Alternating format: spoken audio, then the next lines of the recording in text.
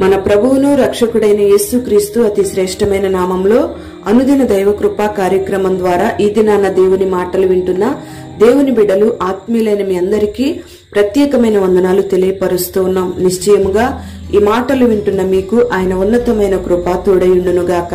ప్రియమైన దేవుని బిడ్డలారా, ఈ దినాన అనేక మంది క్రైస్తవులు అనబడుతున్న వారు దేవుని సన్నిధికి వెళ్తున్నారు, భక్తులమని చెప్పుకుంటూ ఉన్నారు, ప్రార్థన చేస్తూ ఉన్నారు. మేము ఆత్మీయంగా ఎదుగుతూ ఉన్నాము, అభివృద్ధి చెందుతున్నాము అని అనుకునే వాళ్ళు చాలా మంది ఉన్నారు. అయితే క్రైస్తవులు అనబడుతున్న ప్రతి ఒక్కరిలో కూడా పరలోకం నుండి దిగి వచ్చిన దేవుడు కలిగించే మంటను కలిగి ఉండాలి. అప్పుడే ఏ ఒక్కరు ఆత్మీయ స్థితిలో చల్లారిపోకుండా దినదినము మండుతూనే ఉంటారు. మరి పరలోకము నుంచి దిగి వచ్చిన ఆ అగ్ని ప్రతి ఒక్కరూ కూడా పొందుకుంటే అంతము వరకు భక్తిలో వైరాగ్యము కలిగి ఆత్మీయ స్థితిలో మండించబడుతూనే ఉంటారు. మరి అటువంటి అగ్నిని ఈ దినాన ప్రతి ఒక్కరూ కూడా పొందుకోవాలి. ఈ దినాన దేవుని సన్నిధిలో భక్తి చేస్తున్న చాలా మంది మధ్యలో చల్లారిపోతూ భక్తిహీనులుగా మార్చబడిపోతూ ఉన్నారు. అనేక మంది ఆత్మీయ స్థితిలో వెనకబడిపోతూ దేవుని సన్నిధిని విడిచిపెట్టి వెళ్లిపోతూ వారి జీవితాలను నాశనం చేసుకుంటూ ఉన్నారు.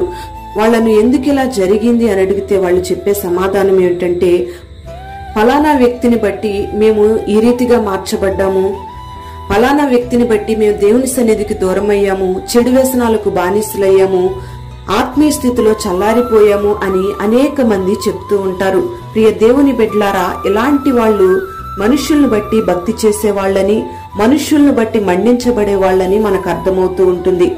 మరి మనుషుల వలన కలిగే మంటలు ఉన్నాయి, పరలోక సంబంధమైన మంట కూడా ఉంది. అయితే ఈ మనుషుల వలన కలిగే మంటలు త్వరగా ఆరిపోతాయి. ఎందుకంటే వాళ్ళు భక్తులని చెప్తూ భక్తి చేస్తూ ఉన్నారు, కానీ దేవుడు అర్పించమన్న వాటిని, దేవుడు ఆజ్ఞాపించిన వాటిని చేయకుండా వాళ్ళు సొంత అనుభవాలలో వేరొక అనుభవాల్లో కొనసాగించబడుతున్నారని అర్థం. లేవియాకాండము 10వ అధ్యాయం మొదటి 2 వాక్యాలను మనం గమనిస్తే, యెహోవా తమకు ఆజ్ఞాపింపని వేరొక అగ్నిని తన సన్నిధికి తేగ అని వ్రాయబడి ఉంది. ప్రియ దేవుని బిడ్డలారా, ఇక్కడ అహరోను కుమారులు దేవుడు ఆజ్ఞాపించని వేరొక అగ్నిని దేవుని సన్నిధికి తీసుకురావడం వల్ల వాళ్ళు అక్కడికక్కడే దేవుని కోపాగ్నికి ఆహుతిగా మార్చబడ్డారు, మరణమయ్యారు. ఇక్కడ వేరొక అగ్ని అంటే అది దైవికమైన అగ్ని కాదని మనం గుర్తుపట్టాలి. అంటే అది కూడా భక్తిలాగే కనబడుతుంది, బాగా ఎదిగినట్లుగా కనబడుతుంది, కానీ అది చివరి వరకు కూడా నిలబడదు, అది చివరి వరకు మండించబడదు, మధ్యలోనే ఆరిపోతుంది. మరి అలాంటి భక్తే దేవుడు ఆజ్ఞాపింపని వేరొక అగ్ని. మరి ఇలా భక్తి చేస్తూ భక్తిలో ఉన్న శక్తిని ఆశ్రయించకుండా పైకి భక్తి గల వారి వలె నటించే వాళ్ళు ఏదో చేయాలని ఆశపడతారు, ఏదో సాధిద్దామనుకుంటారు, కానీ వారి వల్ల ఏమీ కాదు. చివరికి వాళ్ళ భక్తి జీవితాన్ని బట్టి దేవుడు కనికరంతో దిగి రాకుండా కోపంతో దిగి వస్తున్నాడు. అందుకే అనేక మంది ఈ దినాన భక్తిలో నశించిపోతూ ఉన్నారు. అంటే భక్తిలో చల్లారిపోయే వాళ్ళందరూ కూడా మనుష్యుల వేషంతో ఉంటున్నారు. అంటే మనుష్యుల రీతిగా నడుచుకుంటూ ఉంటారు. మనుష్యులను చూసి భక్తి చేస్తారు గాని పరలోక సంబంధమైన తండ్రిని సంతోషపెట్టే భక్తి వాళ్ళు చేయలేరు. పరిశుద్ధ గ్రంథంలో సమూయేలును మనం గమనిస్తే, సమూయేలు భ్రష్టుల మధ్యలో, భక్తిహీనుల మధ్యలో ఉన్నాడు. కానీ వారి యొక్క పరిస్థితులను బట్టి గాని, వారి యొక్క ప్రవర్తనను బట్టి గాని ఏ మాత్రం కూడా సమూయేలు ప్రభావితం అవలేదు. వారి మధ్యలోనే దైవికంగా సమూయేలు ఎదిగాడు. అంతేకాకుండా ఏలియాను మనం గమనిస్తే, ఏలియా సేవ చేసిన ప్రజలందరూ కూడా అధైర్యపరిచేవాళ్లు.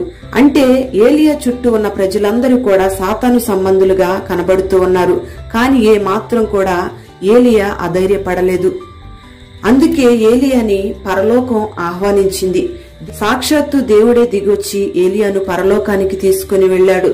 దైవికమైన మంట నీలో ఉంటే నువ్వు పరలోకానికి వారసునిగా మార్చబడతావు. పరలోక అగ్ని రథాలు నీ కొరకు పంపబడతాయి. మరి ఆ దైవికమైన మంట నీలో మండాలి అంటే నువ్వు ఒక క్రమమైన పద్ధతిలో నడుచుకోవాలి. నువ్వు యథార్థమైన బలిపీఠాన్ని కట్టి దేవుడు ఆజ్ఞాపించిన అగ్నిని మాత్రమే నువ్వు అర్పించాలి. ఏలియా దినాలలో అబద్ధ ప్రవక్తలు బలిపీఠాన్ని కట్టి బలులర్పించారు.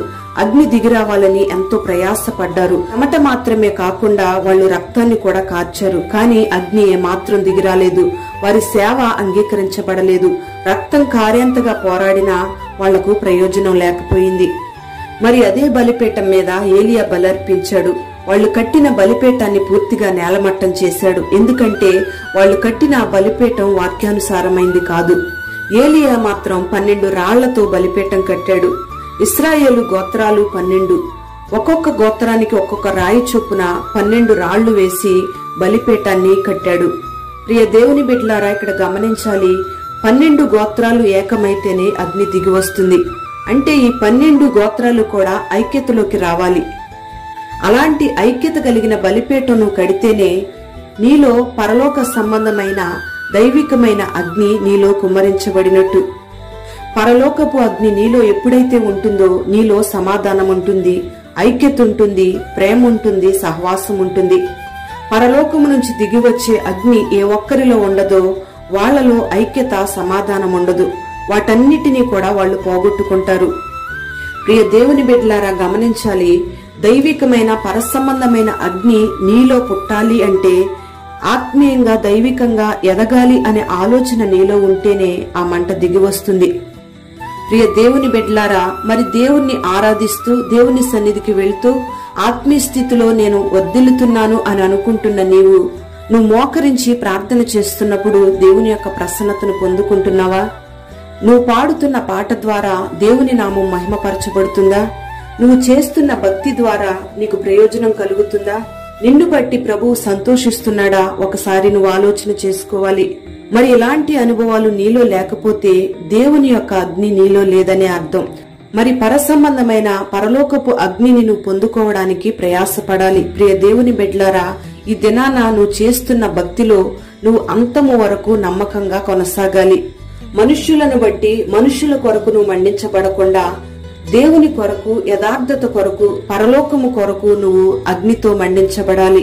మనుష్యులను చూసి నువ్వు తొట్టిల్లకుండా దేవుణ్ణి చూసి నీ భక్తి యాత్రలో నువ్వు యథార్థంగా సాగిపోవాలి. అప్పుడు ఏలియాను దేవుడు అగ్నిరథాల మీద తీసుకువెళ్లినట్టుగా నిన్ను కూడా పరలోక మహిమలో చేర్చుకుంటాడు. ఒక ఉన్నతమైన స్థానాన్ని నీకు అనుగ్రహించి దేవుడు నిన్ను బట్టి ఆనందిస్తాడు. మరి అట్టి కృప ఈ దినాన దేవుడు నీకు అనుగ్రహించునుగాక. ప్రార్థన. పరిశుద్ధుడైన తండ్రి, ప్రేమ కలిగిన దేవానికి స్తోత్రం చెల్లిస్తూ ఉన్నాం. ఈ దినాన ఈ మాటలు వినని బిడ్డలందరినీ కూడా మీరు పేరు పేరున ఆశీర్వదించండి. మీరు ఆజ్ఞాపించని వేరొక అగ్నిని ఏ ఒక్కరూ కూడా నీ సన్నిధికి తేకుండా ప్రతి ఒక్కరూ కూడా దైవికమైన అగ్నిని పొందుకోవడానికి మీరు కృప చూపండి. దైవికమైన అగ్నితో మండించబడుతున్న నీ బిడ్డల జీవితాలలో సమాధానాన్ని, సంతోషాన్ని, నెమ్మదిని, ఐక్యతను మీరు స్థిరపరచండి. పరిపూర్ణమైన ప్రేమను కలుగు చేయండి. కొన్ని బిడ్డల్ని దీవెనకరంగా, ఆశీర్వాదకరంగా మార్చండి. మనుషులను బట్టి భక్తి చేసేవారిగా కాకుండా ఆత్మీయ స్థితిలో మధ్యలోనే చల్లారిపోయి జీవితాలను పాడు చేసుకునేవారిగా కాకుండా ప్రతి ఒక్కరూ కూడా నీ రాకడ వరకు నమ్మకస్తులుగా కొనసాగడానికి, దైవికమైన అగ్నితో మండించబడడానికి మీరు కృప కలుగు చేసి పేరు పేరున ప్రతి బిడ్డను మీరు దీవించమని నజరేయుడైన యేసు పేరట వేడుచు ఉన్నాము తండ్రి. ఆమేన్.